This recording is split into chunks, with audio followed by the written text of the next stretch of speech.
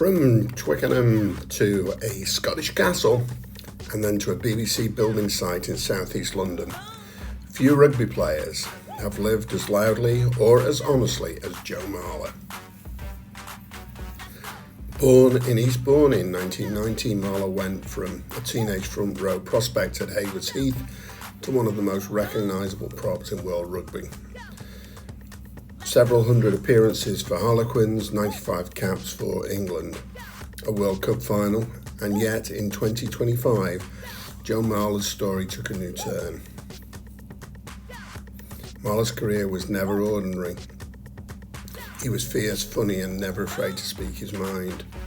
In his book, Loose Head, Confessions of an Unprofessional Rugby Player, he writes, "When the ball is up in the air and it's a perfect kick, it doesn't matter how great it looks, because there's no telling which way it'll bounce when it hits the floor. That's a bit like life, isn't it?"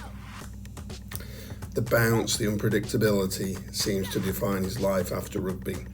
When he retired from international duty in 2024, he didn't disappear, he reinvented himself. In early 2025, Marler joined the BBC's Celebrity Traitors, the hit reality show where contestants bluff and betray each other in a Scottish castle. On screen, he was the same mixture of blunt, curious, and unexpectedly thoughtful. He said to the BBC, "I don't think I'm good at reading people, but I'd say I'm good at asking the right questions. I like awkward conversations. Pack people into a corner and see what happens." He treated the show like a new kind of rugby match. A team under pressure, full of strategy and trust issues. Only this time, there was no scrum to bind him, just human behaviour.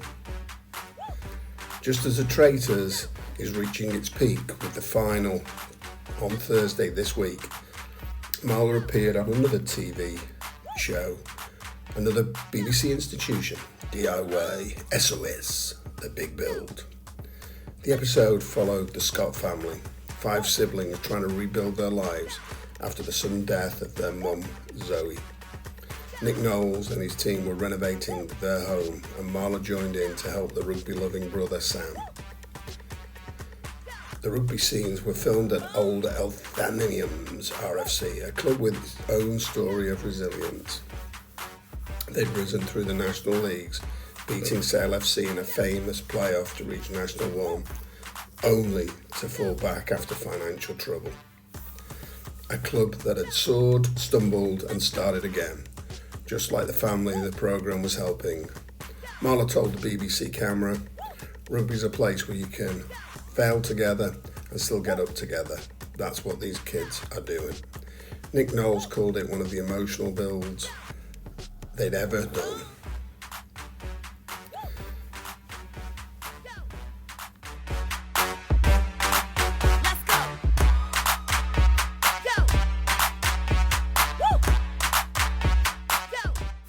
And Marler has become a voice for mental health in sport.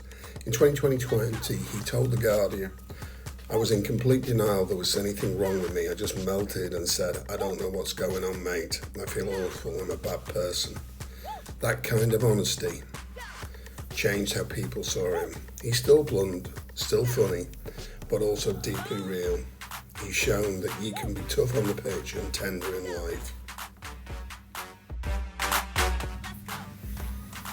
So, Joe Marler's journey from England prop to castle strategist to community volunteer isn't really about rugby, it's about what happens when you hang up the shirt and keep searching for meaning. He's shown adaptability, authenticity, community and resilience, the values that made rugby what it is. Whether helping rebuild a family home or lifting a fallen club, the message is simple: get back up and bind together.